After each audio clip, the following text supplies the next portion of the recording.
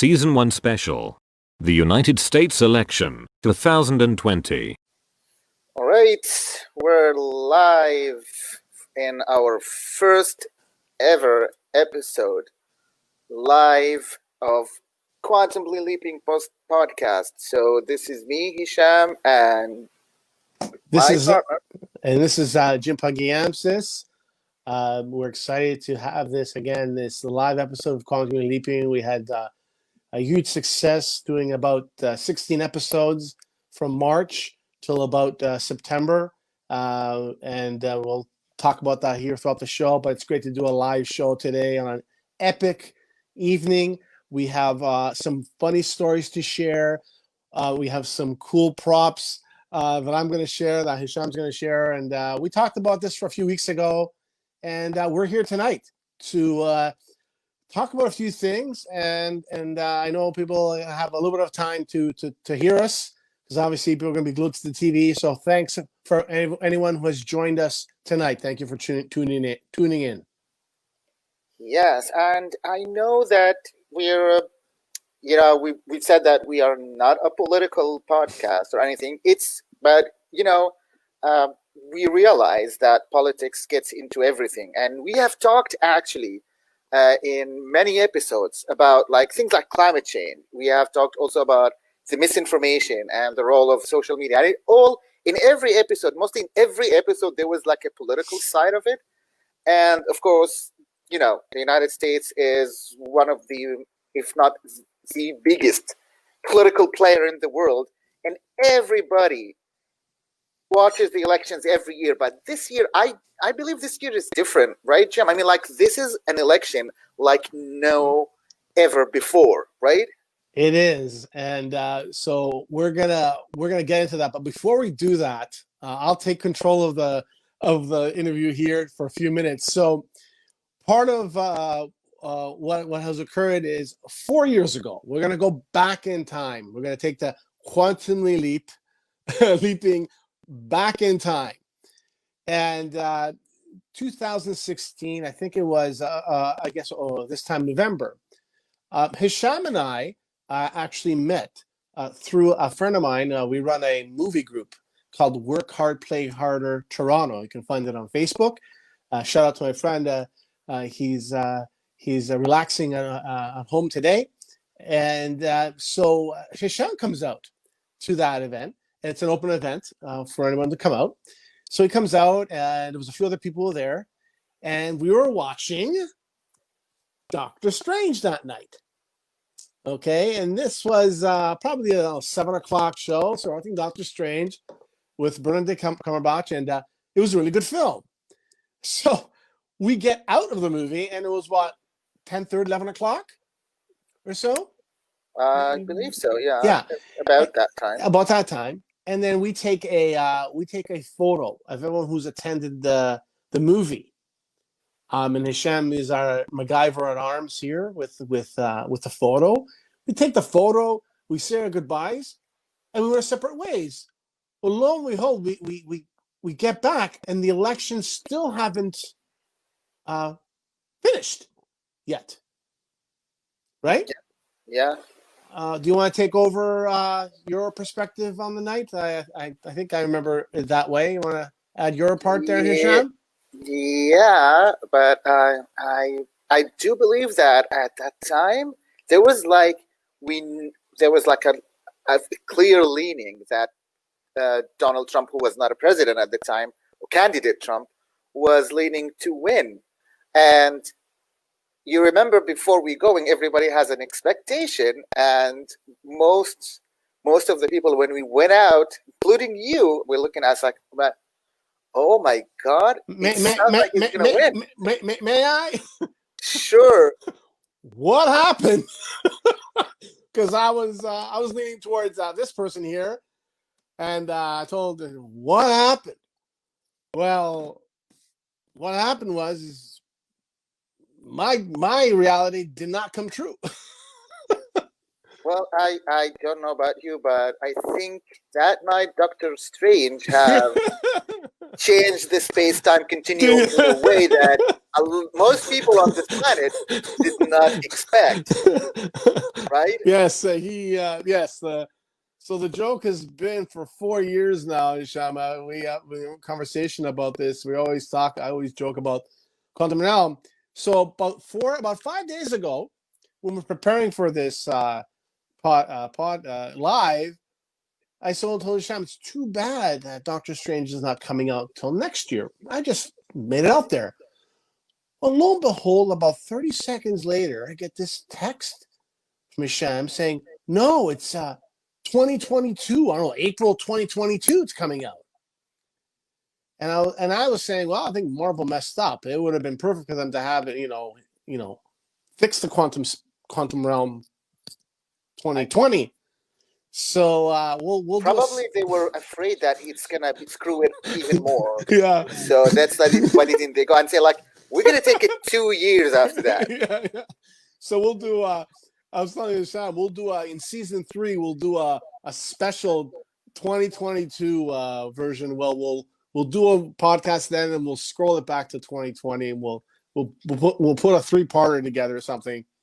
But yeah, it was a crazy night, and for on a positive note, Hisham and I have since we've collaborated on media projects. We started a media company together. We have done a lot of cool things together. So it's been a cool 4 years. And we started this podcast, Quantum Leaping Podcast, in March, just when COVID started. COVID was attacking us. Yeah, and we had actually a studio selected here in Toronto, a beautiful studio. We actually both went to check out this studio. It was beautiful. It was magnificent. COVID hit, and so Hisham says, we'll use a platform called Microsoft Teams, and we did. And what followed was a really, really cool adventure. I know COVID's a serious thing, but I've told Hisham, for me, it was such an adventure every week to tackle some topics. Let me tell you, some crazy things happened. I mean, we had some topics already ironed out, but let me tell you, the universe transpired for us in some of the topics we're talking about. Like we're doing misinformation. Well, misinformation was in the news. Then climate change, and we did cryptocurrency. We did personal development, and then July 2020, we had 1,000 downloads, and it was a monumental day. I was happy. Shan was happy. We're getting feedback regarding the podcast, and it was good that people were watching. Actually, we had more audio listeners. I'll tell people the stats. We had a 70-30 split. We had 70% of audio listeners listening to our show from all over the world, and it's great. And so again, and I thanks Hisham for doing this tonight with StreamYard. We're using a online platform here, so I'll throw it back to you, Hisham. Yeah, and I believe it was like I don't know, an extremely interesting journey. Like it was not expected to go that way. Yeah. But it went, and here we are with 1,000 plus, actually 1,100 plus views in a very short time. And people, the most important thing is not just the views. It's like people sometimes download the things and they listen to them and they tell us they're interacting with us, and they say like, "Why don't you talk about this? We didn't talk about that." Yeah, we were not. One of the complaints we got, we were not funny. We were not funny. We were too serious. And we were like, okay. So we did a couple episodes which are going to be coming out on soon that were kind of more lighthearted, I guess. But we were talking about serious topics. We were talking about, crypto and misinformation, and we were doing a lot of research. And, I told Hisham, yeah, we're going down the rabbit hole, but we were coming out of the rabbit hole by the end of the show. But yeah, we got a lot of. We had some fun. We've had some fun. We did have some fun, but for the most part, we were covering very serious topics, so we couldn't have fun every single time. Well, the topics were serious. I mean, topics were serious. Yeah, we created some jokes around the topics, but the topics were and still are serious, which is what leads us also. Today's topic is also very serious. It is. It but is. we're also gonna try to have like the I don't know, the maximum fun also out of it. Let's see what happens. I mean, like until now, there is no results going up whatsoever. No. All we know about is the polls that closed yesterday on Biden's leading.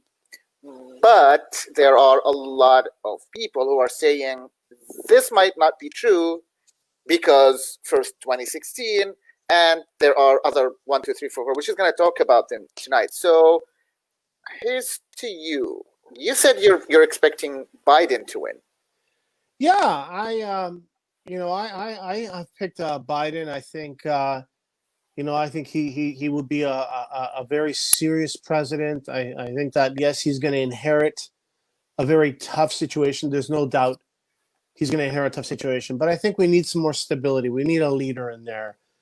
And like I said, this show is not a political show, but tonight, yes, we're going to go that way. And we're just expressing our views here, ladies and gentlemen.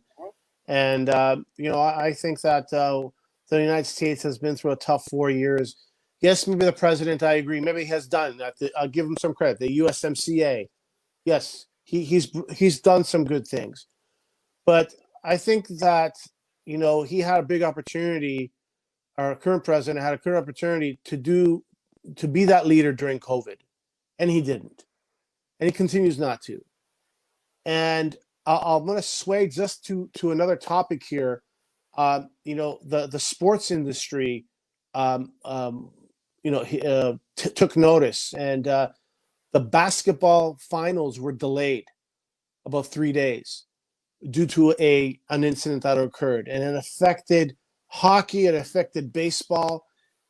And that rose to this vote. So while I'm telling this, I'm going to dovetail back in here. About 100 million people have voted in advance. It is a record. It is 100 million people. This is true information. Everything I'm going to share with you, I have fact checked. I have my laptop on here. I fact checked. 100 million people have voted. That is great. Now we'll see what happens. Yes, it's only 7:15 Eastern Standard here. We're doing this episode. Sorry about the time, Hisham, but we are. A lot of things are going to happen. I just posted on Facebook. It's going to be It's going to be 6 hours of twists and turns, and it's not a movie. I'm a little bit of a movie buff, as you may know. But yeah, I pick him, and Hisham has told me his choice. So I'll throw it back to you because I still eek when you tell me you still think he's going to get a second.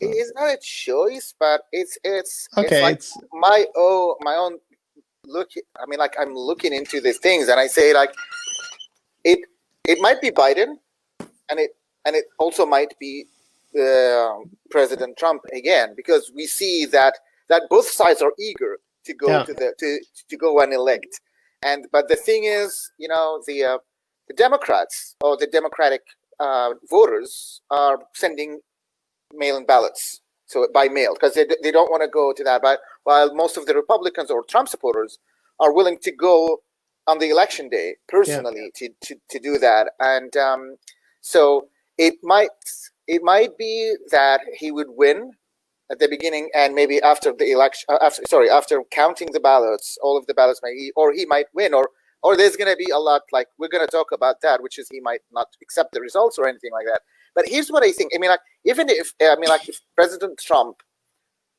won, I see that even if he won, maybe the Republicans might lose the Senate, not just the House. I mean, like, they lost the House 2 years ago, and there's a lot of expectation that they will lose the Senate this year, because a lot of moderate Republicans, which are the most Republicans, I mean, the very hard right Republicans are still like minority, but the moderate Republicans are not really happy with the Senate, and a lot of the specifically what happens recently with their dealing with COVID-19 issues, and also the seat for the Supreme Court. Yeah. Like we saw them all, despite of which side of the aisle you are on.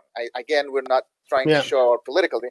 But we show them, like in the previous administration, the Republicans wouldn't let President Obama put anyone, and that was like 8 months, or I think 11 months. Like 11 months. 11 months before the election, which is about a year. And they all saying, including Lindsey Graham, who said, like, if I did that, count it on me. And that he was the lead who was actually, he was the leader of the House who just put this nomination. So I believe, I mean, like, if you're also a moderate Republican and you look at someone like Lindsey Graham or Mitch McConnell and say, like, specifically on these things, I mean, like, you didn't do what you promised to do. You didn't do what you said, counted on us. I mean, like, if something like this happened and we were at the Senate, you know, you will see that we were not going to do that. And actually, it wasn't even a month. It was like less than a month, like 3 weeks when they started the nomination. So I believe if President Trump won, I still believe that there's a big chance that they might lose the Senate. And if they lost the Senate, this is going to be a big problem. This is going to be a biggest challenge for President Trump in his second term, because if the House is Democrat and the whole Congress is going to be Democrat, so they might stop him from doing everything, and that is going to stall a lot. He's going to stall them. They're going to stall him, because right now, you know, here's the thing: like the U.S. politics has become not just about politics. It's become personal. So you see that Democrats and Republicans are being they went personal on each other. Like they were literally naming itself. And do you remember what happened with AOC like a couple of months ago when someone called her B, an effing B, and that was like in front of a lot of people, and even the some what do you call it? Some people from the press heard it, so it became really personal. So I would think if he won and they lost the Senate, it's gonna be like really tough 4 years to come for anything to be accomplished in the United States. It's going to be like a war between him, executive orders from here, and then they come from here, and it's not going to be good. I hope that whatever the results are, they will, all of them, like Democrats and Republicans, will act as adults this time and start looking, because we see what is happening in the United States. Like there's a lot of evictions, there's millions of cases, hundreds of thousands of deaths, and people are being evicted, becoming homeless, and this back and forth between them, that is not good. So what do you think? Because I've talked about what is going to happen if Trump wins. Now, what do you think would happen if Biden won? I mean, we're talking about on the level of the U.S. politics. I think that if you want, I think I think that they may take the United States more seriously now. I think the States has been a little bit of a laughing stock comparing to what has happened. I think that he'll bring more serious to the presidency. He's not going to have these Twitter things. He's done. He was a vice president of the United States, so he understands. And I think that I don't think you'll see this outlandish behavior and so forth. I don't think you'll see that. I think someone's going to be very stable. Yes, maybe he has some. I agree. There's some things that he's said that he has said are going to be a little hard, but I think you need more stability. There's a lot of divisiveness here in the States, and that's not good. And you're right. This is not political. This is affected. I use the sports because our sports got affected. The sporting world, is you go and watch a hockey game. You go watch a basketball game. The Milwaukee Bucks walked off the court because an incident occurred and nothing was done about it, and they walked off the court. Of course it got political, right? Yeah. And then it started this whole vote thing, and then they opened up the arenas for people to vote. So many arenas in the United States are open for people to go and vote. And many of these big players, LeBron James, who has a voice, got out there, and many others. And I'm glad they did. But it has been very tough. We're in Canada here, but I'll tell you something, ladies and gentlemen. I have been to the United States. I've traveled for business as a speaker. I've been to Harrison, Arkansas. I've been to San Antonio. I've been to San Francisco. I've been all over the United States many years. And especially deep south, it's a different world down there. I'm sorry, it is. Yeah. And I can tell from my experience. I went for a diversity event down in Harrison, Arkansas. They couldn't wait to get rid of us. It was only 4 days long. I've shared stories about how I was treated down there, and many others who were different. This is Harrison, Arkansas. This is Bill Clinton country, right? But part of what doing this podcast and why I wanted to do it, and I spoke to Hisham about it, is that these are changing times. This is COVID. I had a lot of good things going on in January, February, and everything got quashed. And finally, things began to pick up here in September, and I do a lot of work, special projects and movie stuff and other projects, and things are beginning to pick up, which is great. But this is a serious thing. Here in Toronto and in the Greater Toronto area, we're still in trouble. We still have high cases. Everywhere I go to buy dinner, anywhere I go, I got to bring a mask with me. I mean, how many masks do I have? I have lots of masks. So it's serious here in Toronto, and they closed down the restaurants again here, and everybody got upset. The gyms, we're facing another. They just came out with They came out with a new step-by-step process that we're gonna be going through. I haven't done my research yet, but there's a new level of levels that are going to be going through. They did the same thing actually in the UK, and it worked pretty well. Yeah. So, but these are new times, and I felt that yes, this is not a political show, but I think it's our right to showcase both sides, right? At the end of the day. Yeah, because since you mentioned, because you were talking about your thing with Arkansas, and that was before even President Trump and all of these things. But we know that everything that happens in the United States affects us here in the North. And what I'm going to say, because we were not completely foes, but we have to admit that our relationship with our neighbors in the South have degraded a lot. Yes. During President Trump's, no matter what the political reasons or whatever, but they degraded. One of the things that I've heard, and that was months, last year, that at least 600 Canadians were banned from entering the United States. Yeah. For 5 years, or some of them are permanently. And when I looked at it, I thought it was maybe because there's a lot of talk about, being minorities or anything like that. Some of them were not even minorities. Some of them were they were from all.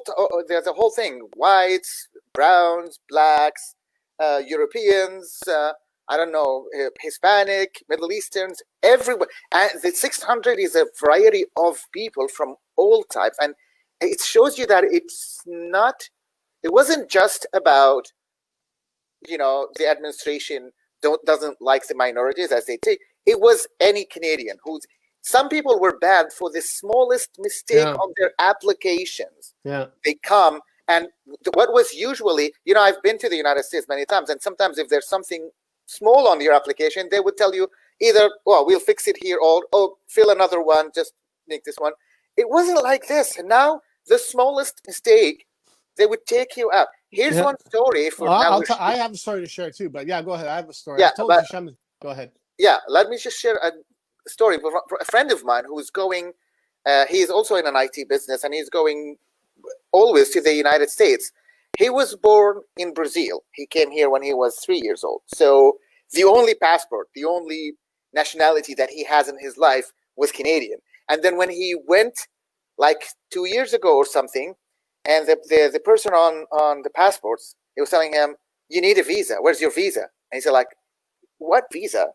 I'm Canadian. We don't need a visa to come here. We just take it on the. He said, no, you're not Canadian. He said, what does my passport say? He said, your passport said that you were born in Brazil, and you should be at least 3 generations born in Canada to be considered Canadian. I don't know where he brought this. And besides, like, how would you know 3 generations of him if he was born in Canada and his father wasn't born? You wouldn't know that from his own passport. It doesn't show. It shows your own birth. But he says, like, to be honest, he said, like, I went to another higher officer, and he said this is ridiculous, and he apologized and they passed. But things like this, they give you a lot of signs that, yeah, the relations between us and our neighbors on the south degraded really badly during this administration. So what's your story? It's a minor thing. I've traveled the States, like I said, and two quick stories. One is I would bring shaving cream with me, and it became very apparent that you have a certain size of shaving cream with you. And every time I went, they confiscated my shaving cream because I couldn't find a smaller bottle. I mean, my shaving cream every time. And even I got adventurous and I hid the shaving cream because I knew it was a joke. And then one time, I have a little prop here. So one time, this is a mini thing to putting your earphones on. So picture this, but bigger, like 7 times bigger. And it was a case for your glasses, or like something like this. Well, on my trip to Harrison, Arkansas, they made me open my luggage, and they were upset of the outline of my eyeglass holder, and they actually confiscated it. And I'm like, we don't like the flatness, like, and I was like, okay. But the last one is, I was going through customs, and there was a guy behind me with a set of golf clubs. We're talking, and he says, "Oh, you won't have any problems going through customs." I said, "What?" Watch. As soon as they see my post that I'm, Iranian, whatever, Egyptian, I'm going to get, they're going to put me aside to another room. It always happens. I'm used to it. Literally, I go, I pass by, they stamp me, I turn around, he looks at me with his hands up like this, and he winks at me, and he goes. And the reason I tell you this, I think over every little thing, it happens. And I've heard other friends of mine who are on their family trips they're going, and they're getting, the runaround sometimes with their kids, maybe, doing something or having everything in order. So, the USA now has become that way. And the rest of the world now doesn't look the United States of America as they did before. I'm telling you, they don't. Yeah. They don't. And that's why this election tonight is going to be a very contentious night. Who knows what's going to happen?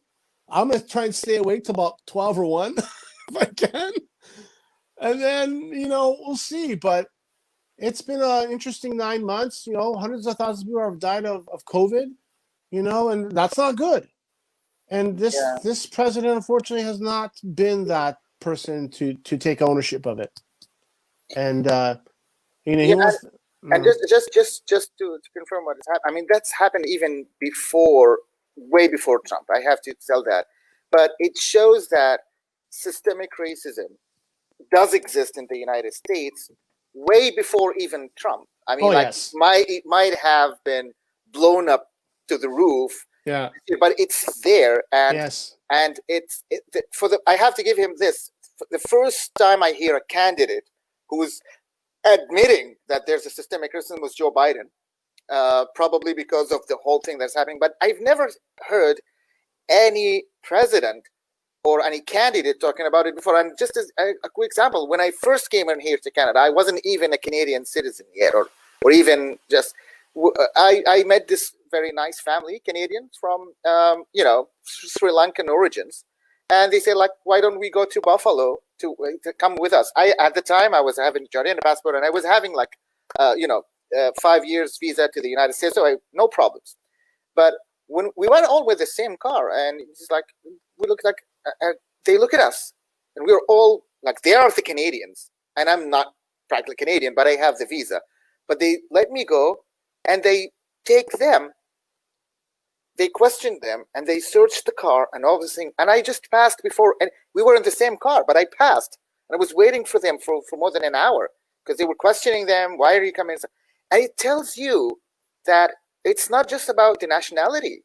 It's also about the skin color, which is I really I'm not saying that with a happy face, as you can see, but they were holding the Canadian passport, but because their skin color, they were taken, and it's like, and this is something that whoever president who will come, they should deal with that, because if it continued like this, it's going to cause like a lot of harm, and it's going to cause like a lot of harm to the United States, not just to citizens from outside. I mean, like we were Canadians, so we'll just take it as it is. But this is happening. Police brutality against minorities and all of that. I'm telling you, if Biden came in, or even President Trump for the next, they're gonna have a lot of this to deal, a lot of that, crap. I don't want to say that the book to deal with. Yeah. Well, interesting. One of the things is, one of the things we're discussing is how this affect Canada, but also the relationship that the United States has with other countries. That has been probably even a tough situation, to say the least. I think that we should be grateful that we have some countries that we've done well with in the past, but I think Trump's foreign policy is not very good. He's friended the wrong people. He's brought up people who are not politically doing well or done well politically. We'll just leave it at that. And others who should be in his corner he has chided. He's even badmouthed our prime minister, for heaven's sakes. But I think part of the problem is, as you said, is that his cabinet was not made of people who were for a long time in politics. Some of them are like in business. Yeah. Many of them like actually were in business. And I'm not saying that to degrade business people, but when you build a government or you build your cabinet, you want them to have at least like a kind of a diplomatic kind of experience, or somehow a political, and that is why many of them maybe have not handled this thing, and let's admit it. Okay, so I've been to Washington, by the way, and I've visited a lot. And when I was younger, when I was in 80, I went in 85, but I was in also sometimes in a business trip, and I've met some politicians there, and Washington as a political place is a very lonely place. So if you are a president, you have to fill your cabinet with people you trust, right?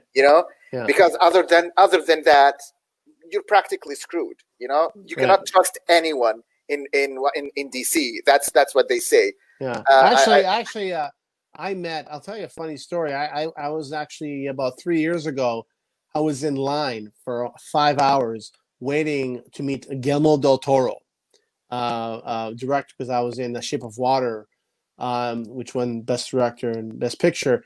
But the gentleman in front of me was a retired politician who served under Obama's educational portfolio. Mm-hmm. Let me tell you, ladies and gentlemen, the 5 hours were the most pleasurable 5 hours I've had in my life, because I got to learn about Obama. I got to learn about Michelle. I got to learn sort of the back end. And he has since retired, and he does music. Does music now. But it was interesting to learn about Obama and how he got to know Obama. He brought him over. They brought him over for dinner. He really wanted to learn about everyone around him. And that's hard because of a busy schedule. So I got to meet him. It is lonely, but he told me that. Remember, he said to me that it's not as exciting place as you may think, Jim. I couldn't wait to get back home. Actually, he said, because he was away from his wife and his kids, right? Because they stayed here in Canada. So it was very lonely. I don't know what word he was lonely, but it wasn't exactly rah place to be. I know. Like Ottawa, like same thing in Ottawa. I've been to Ottawa. Ottawa, Ontario is the same thing. It's very that's very similar. That's very similar to politics, but let's not compare any place to the United States, because it's the whole world looks up to the Yeah. United States, Yeah. and it could get really vicious when you Yeah. get higher up in the food Yeah. chain in the U.S. politics. Yeah, and I think that this is why I think the U.S. foreign policy, in my opinion, under a Biden administration, I think will do better. I think that he can reunite, he can get everybody on the right page, and there's issues, with troops overseas. I'll just leave it at that right now. So I think that he can bring that, and I think he can surround himself with individuals who understand foreign policy. So I think that his cabinet will be a better cabinet. I'm going to predict that if he did win, but the way that he has President Trump has dealt with Russia and China and some of the trips he's taken over there and some of the things he said, in front of the Russian president and the Chinese president, we're just embarrassing. So this is why these elections, there's a lot at stake tonight. There's a lot at stake, ladies and gentlemen. It's not just they're voting. You're voting for someone, and to see that 100 million people have voted in advance, that's great. We're going to find out in about another 45 minutes where it is. But, the joke is, one of my friends, he's a pretty funny guy. He says, well, if Trump goes in, at least the comedians are going to have a lot to talk about. They probably made more money with President Trump than they have with anything else. And all the Saturday Night Live has done how many shows on how many SNL has done how many political shows? How many books, man? Oh my God! Every time I go, I read What Happened. I read another one for the others, and Hisham has read a few. But how many? I don't know. It's how many books and how many documentaries and all that. Mary Trump wrote a book, and they have her speaking all the time, and so. But books are written about all sorts of presidents, but this specific president, the person, I actually read Anonymous. I read Anonymous.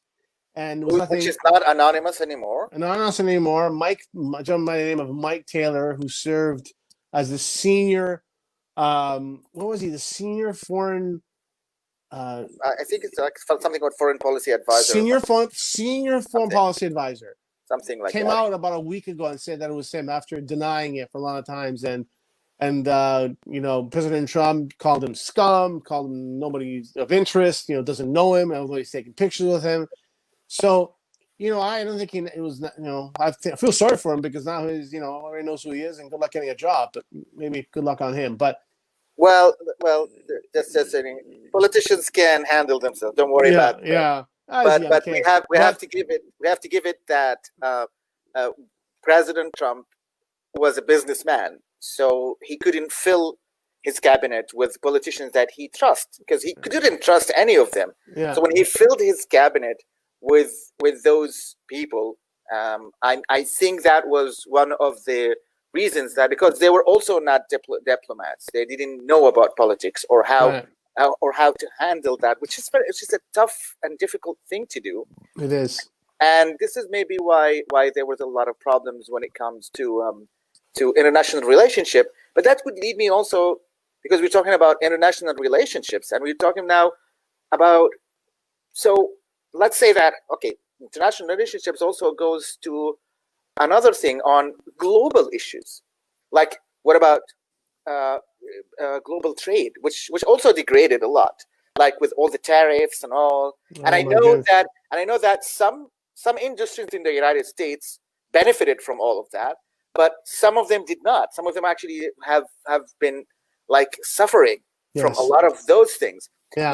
We have also the coronavirus pandemic, which is not a U.S. problem. I mean, like in the United States, it might be the biggest problem, but it's still a pandemic. And with President Trump trying to take himself away from the world and say, like, we're going to take care of ourselves and America first and all those things, the world has lost a leader in a lot of these things, like in the AIDS pandemic.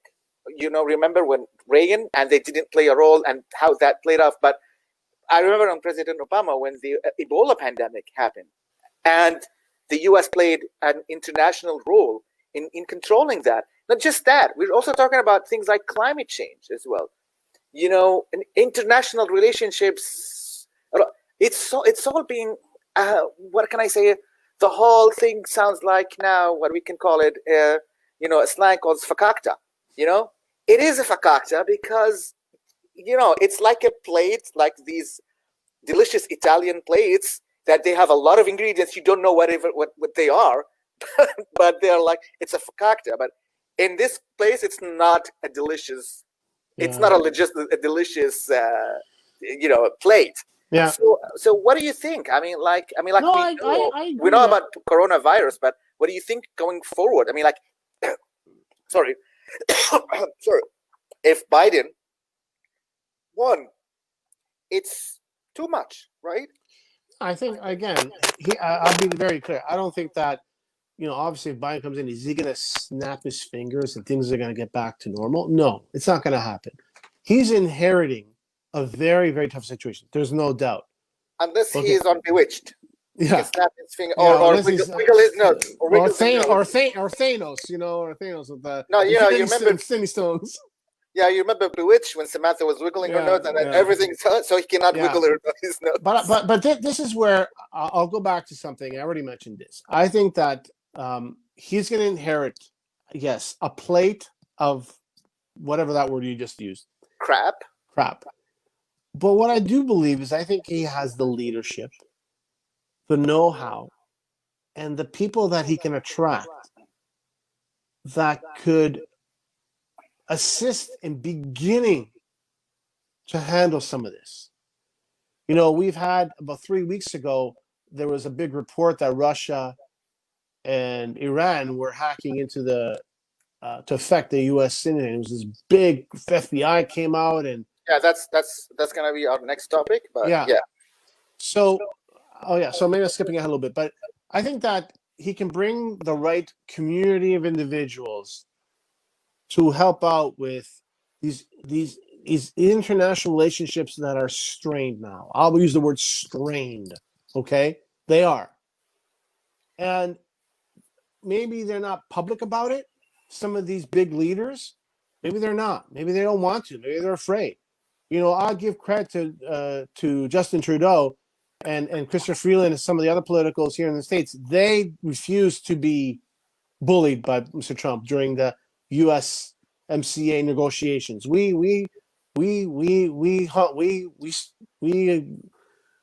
drew it out for a while, and I'm glad we did. So they knew. I had a big opportunity. I listened. I was in a conversation with Brian Mulroney for almost 2 hours at an event here in Toronto, and Brian Mulroney was sort of an advisor to Christian Freeland during the negotiations. So he told us that he told her, just hang on. And I think it worked. You have to, hold the puck there, a hockey analogy. So I think that these international relationships are important because these international organizations realize that this COVID is a worldwide problem now, not just a Toronto problem. It's a worldwide problem. And I think I think Biden will put things in place. Maybe he'll put some committees in place. Maybe, but the leadership needs to be there. Because what President Trump has done, he's divided the United States. He's divided. Well, okay. Just to be fair, the United States is divided for a long time. Yes, they have. I mean, maybe I have to give it that in his time, maybe the divisiveness were clearer and maybe even grow bigger than any time. But the divisiveness, you cannot create a divisiveness in a day or even in 4 years. I agree with you. You cannot create racism in that. Yeah. But okay, I give you that. I'm saying, he shed light on something and exposed it even more. But he did in grand style. He did. Yeah, and my point is even if Biden took, when we're talking about coronavirus, the thing about it is the people who are anti-maskers and all of these things are still there. And if Trump lost the elections, those people are still there. Yes. And that might actually infuriate them even more, right, and make them more, I want to say a bit bad word, but more even reluctant to challenge, specifically when they see Biden, who they don't like, and they want him to fail, and that might infuriate things. I mean, like, I don't know. Don't you think that a lot of damage has been done to be fixed? Because even if President Trump went, his supporters are still there, and Yeah, I agree. Yeah, definitely. Like I said, I don't think Biden could fix everything. Absolutely not. I agree with you. That he won't be able to fix everything. But what he can try to do, at least begin the process of mending and bring stability to things that have gone way out of whack. Our relationships, COVID, like it's going to take time. Even the next 100 days, it's not, his first 100 days of presidency. But we need that stability. We need that leader. I don't think we have the right leader in place. We don't. In the last 2, 3, 4 weeks, all these shenanigans we went through for their debates, it was just out of control. Even the last 3 days, what Trump have said, some ludicrous things. We're going to bring in the lawyers, and it's just got out of control.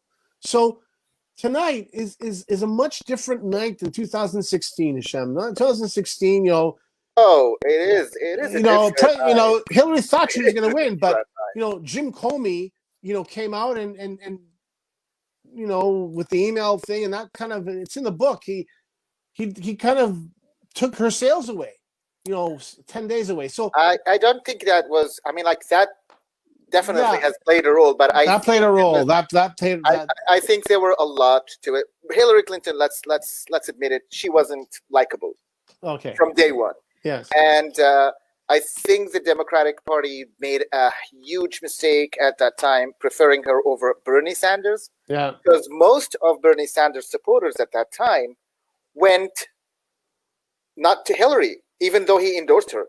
They went to Trump because they were so upset about that. Now, this year is different from that point of view. And I know that Bernie Sanders was there, but this year is different because even when, like, I look at it from 2016, even when he endorsed Hillary Clinton and he was shaking her hand, he was not, you didn't feel the seriousness of his endorsement. You feel that it wasn't real. It wasn't coming out from his heart, right? Yeah. But this time, I mean, he and Joe Biden, it's a kind of a different, like the endorsement is different. And, even the voters, the Bernie Sanders voters, who were Bernie Sanders voters this year, who wanted him to be the one. I saw a lot of them saying, we wish that, but if he wasn't the candidate, we will go for whoever will be the candidate, because we don't want 2016 all over again. So this year is a lot different than 2016. Even on Biden's on Sanders supporters and all this. And I think choosing Kamala Harris was, I mean, a lot of people said it's a bad choice, but I think it's good because Kamala Harris is like the medium wave between Biden, which is like medium left or center left, and Bernie Sanders, which is far left, if you can say. She's the one between them, and she's between Bernie Sanders and also Elizabeth Warren, who's also on the left. And I think he wanted to put her like this to give a roadway for Bernie Sanders supporters. That we have that open channel between us. And I think that's gonna make a difference. I'm not sure if it's gonna make him win, but I think it's not going to be also like 2016 when mostly all Bernie Sanders supporters went Trump. Right. Like that was. I mean, like even if you want me to reply for Hillary Clinton, that's what happened. Like you screwed up. Yeah. And she admits that in the book. And like I said, I found a very intriguing book, and a lot of things that you say are very true about her. But, I think that so much has happened in 4 years, and to see how things have changed in 4 years, and this pandemic is something that, has changed, has affected many people all over the world, and it's not going away. This pandemic is not going to be going away today, tomorrow, Friday. and all of us have taken it in stride. But it's tough. I mean, now you have to think. Oh, okay, I'm going here. Do I got a mask with me? And I think I faced some interesting challenges in the last 6 months, and I think it's because of the new COVID reality. And I realized, wow, COVID has affected people. We did this. I'll go back to our podcast. We covered mental health. We covered a lot of. We did about, I guess, 16 episodes, and this, it's been that type of year, ladies and gentlemen. And I don't know what 2021 is going to bring us, but like I said, I felt it was important that we do this podcast tonight.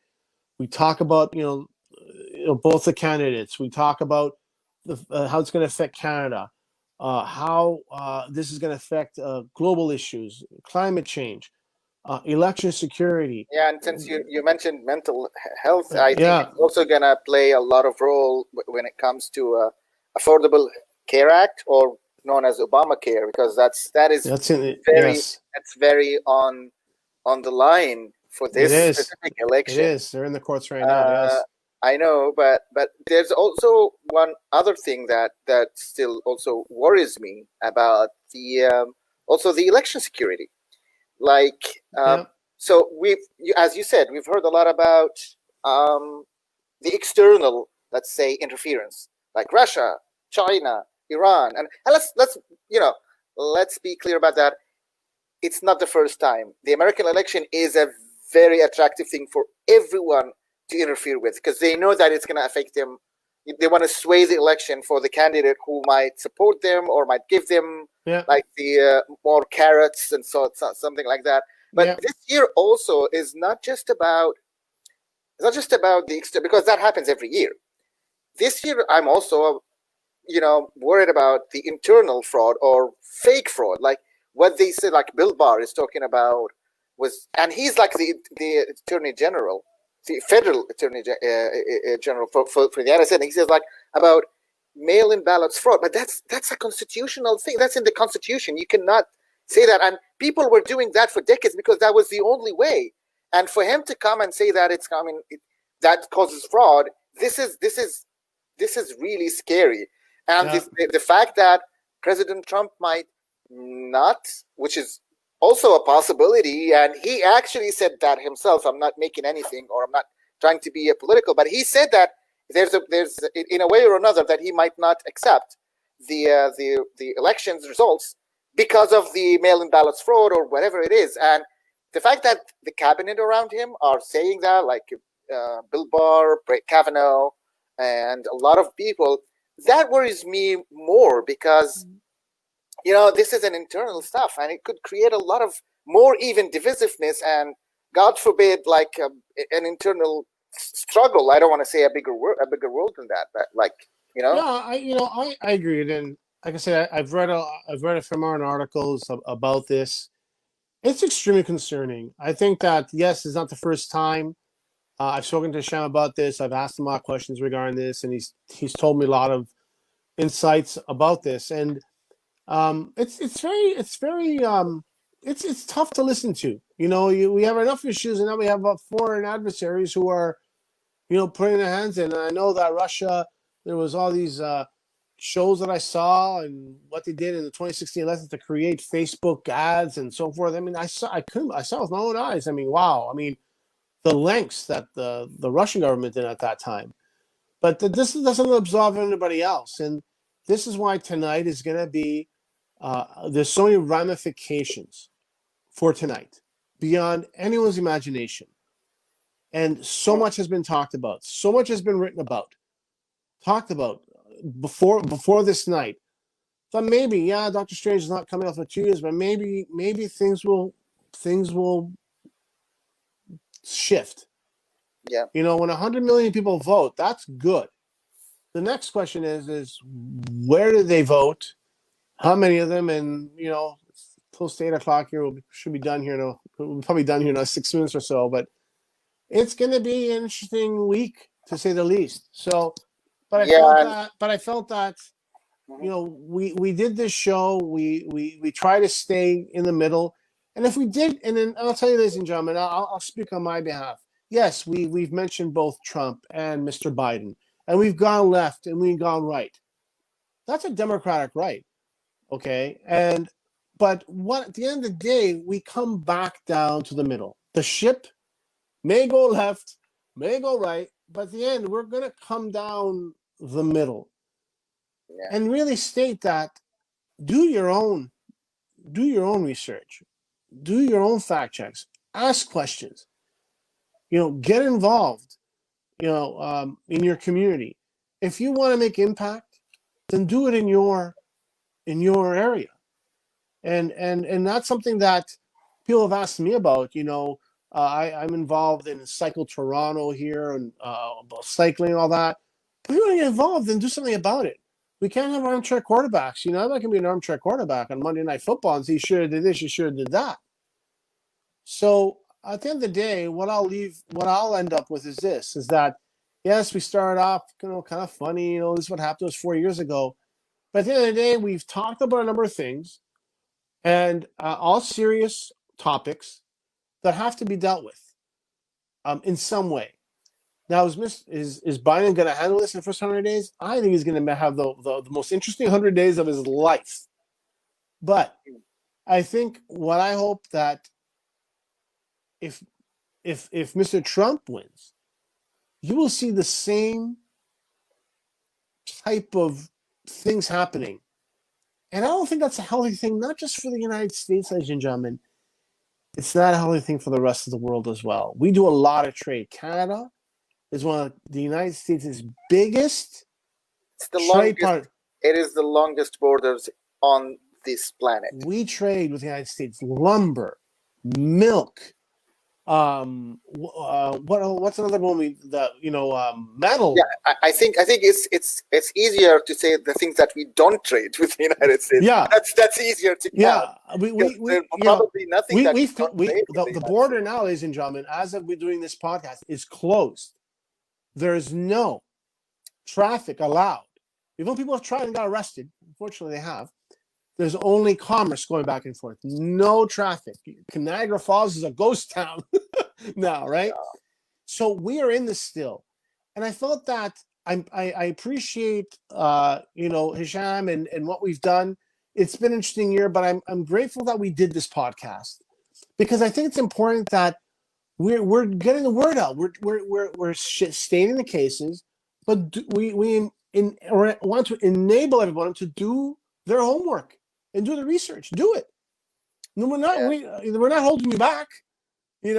So why people are listening to us? Because I think we're kind of telling some sort of truth. I'm not sure, if it's, the stamp of it's 100% truth. But we've done our we've done our homework, and I hope that we shared objective and true information, Hisham. If we haven't, then okay, call us out. I'll be the first one. But I think we've stayed down the middle, so I'll leave you with the last word because I think we've hit an hour here, Hisham. Yeah, we're about to hit an hour, but the last word I'm saying is the first of all, the results are starting to come up and they're changing extremely fast. Like when you started talking, Biden was 16, President Trump was 13. Now, after I checked, after 7 minutes, Biden is still at 16, Trump is at 22. So it is going to be what's the numbers? What's the right now? Biden 16, Trump 22. What's that number? What is that number?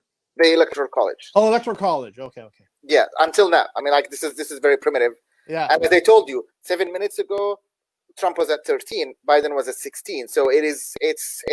I think it's going to change up and down for a while. But I just wanted to say that.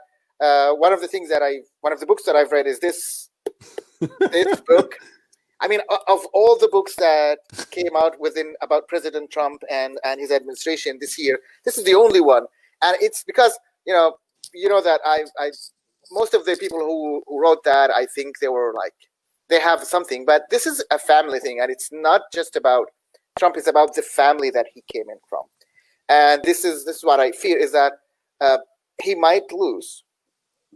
But according to his niece, he said he said himself he's not a bad loser. So I hope if he lost, he's gonna take it like a champ, and not create more divisiveness, and even if he won, I hope that he's gonna look into the world differently this time, because here's the thing. I mean, like you just talked about the borders closing, and this is the first time in history that we close the borders like this. I mean, I don't even think, even when in the Spanish flu, something like this happened, because we have no idea what's going on. And this is my message to the American people. You know, our side of Niagara Falls is much, much, much, more beautiful and attractive than your side. We have the horseshoe on our side. So, guys, you want to come? You want to have some fun in Canada? You want to see our side of Niagara Falls? No matter who you vote, it doesn't matter to me. But it is obvious that the U.S. is not doing really well when it comes to COVID-19 and all of this thing. So whoever you vote, it is your decision. You have to push your new president, whoever he's going to be, to fix that, and you'll be most welcome to come and visit us. We love to have you on our side of Niagara Falls, right? Yes. So with that, this is Jim with the Quantumly Leaping Podcast Special Edition, U.S. elections in 2020. Thanks, everybody, for listening to us. You can watch us, listen to us, listen to previous podcasts on HQ Media, podcast at HQ Media. We've covered some amazing topics: misinformation, crypto, personal development, and many more. Please listen to us, follow us, and we'll bring you some more podcasts in the days and weeks to come. So for me, thank you again for coming in, listening to us from wherever you are all over the world, and we'll talk to you soon. Thank you. Yeah, and this is Hisham as well from Quantumly Leaping Podcast. Let's do a quantum leap this election to a much better world in 2021 coming forth. And as Jim said, we have a lot of topics that we have covered, and we covered them like months ago, but they're still very relevant. Yes. And still very important. It doesn't matter about the relevance, they're still very important. Go ahead, watch us. We will post the links to this live in the comments, and you can go ahead and watch. We are on every major podcast platform: Spotify, Google Podcasts, Apple Podcasts, YouTube. Just search Quantumly Leaping Podcast, and you'll find us. Thank you again for being here, and we'll share information on this live, and we might add this live as another episode to our Quantumly Leaping Podcast. Happy elections! All right, take care. See you soon. Bye. Bye.